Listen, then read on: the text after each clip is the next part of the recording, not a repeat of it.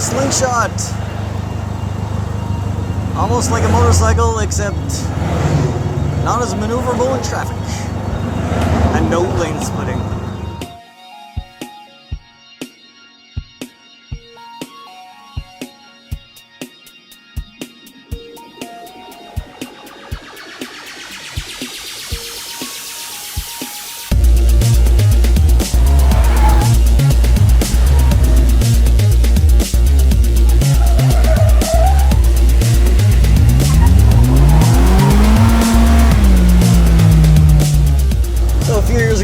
First tested a Slingshot, it was a motorcycle, classified as a motorcycle because it's less than 4 wheels.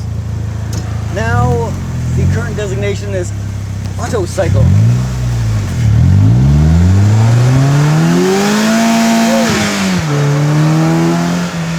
So the Slingshot's still powered by the 2.4 liter GM Ecotec motor, 170 horsepower, 173. And one of the things I like is it's got a 5-speed transmission, manual transmission, which seems pretty rare these days. So with 2.4 liters of displacement, there's always torque to get you going. You don't have to rev it out like a motorcycle. So some people have said that, oh, they should make a bigger engine in it. And apparently some people have stuffed a V8 in a Slingshot. The problem is you only have one rear tire, so there's only so much power you can get to the ground.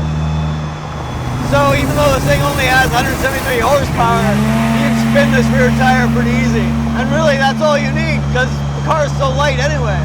We think the law is that if the car has seat belts, you don't need a helmet. So we'll find out what the CHP has to say about it. But when we asked a couple officers this morning, they honestly didn't know the answer. So the SLR upgrade for the Slingshot gets you the Sparko steering wheel, which feels much nicer than the original rubbery one. The shorter throw shifter, which feels better than the old rubbery one. And drilled pedals that, well, they look quite a bit nicer. The LE version we're driving now has Bilstein adjustable shock absorbers, which give us slightly better performance ride quality. Seems a little better wheel control, although maybe the differences are a little bit marginal. Part of the SLR package is a slightly wider, or 2-inch wider rear tire. That fatter tire slightly disguises the chairlift with a wheel look from the rear end of this. From the front, it looks like a badass race car. Polaris tells us they've sold 20,000 Slingshots since its debut, which is a pretty good number for a relatively small company like Polaris. This SLR LE, it's got to be the best one yet.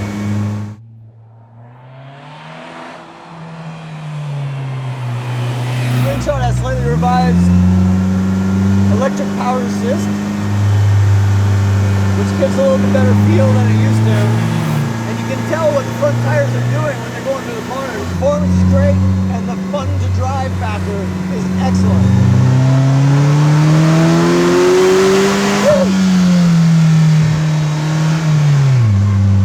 Polaris tells us they've done their own ECU for this. They haven't just used an off-the-shelf GM unit. And that allows this 2.4 liter motor to rev to 7,200 RPM, which is pretty high for a big 4-cylinder motor.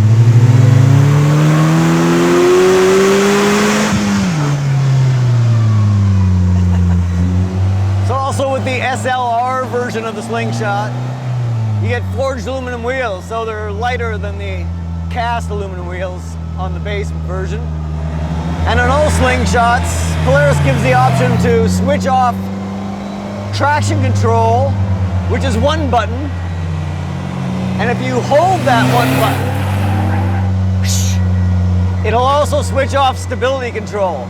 So that means you can get the back end hung out. Unlike that Vanderhall we tested a while back, front wheel drive, automatic. I didn't drive that one, but I'm gonna say the Slingshot's more fun to drive because it's rear wheel drive and it's a stick shift. The beauty of rear wheel drive is that you can really feel the tires dancing in the corners. You can balance the front tire's grip with the rear tire's grip. So you can feel the front's push, and you can add some throttle, transfer some of that to the rear end and feel the back end drip.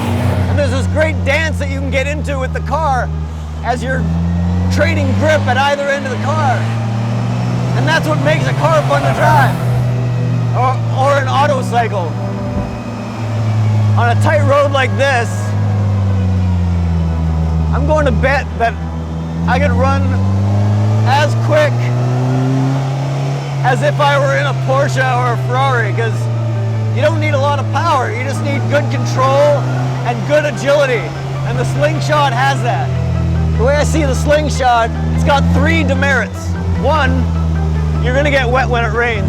2, no lane splitting, as I already mentioned. And the third thing I'm not a fan of is with this open cockpit, no sound deadening. There's a real whine from the transmission. It doesn't really stand out until you listen to it, and then you can't not hear it. Another trip through Latigo Canyon. I gotta say, that was nearly as much fun as on a motorcycle. Reminds me a little bit of the last time I was down here on a KTM 390 Duke. Not a lot of power, but terrific agility. And so on a tight road like that, you can really have a blast. And I was smiling a lot on this road. And really, that's the mark of a good recreational vehicle, whether it's got 2 wheels or 3. Hang on, dude.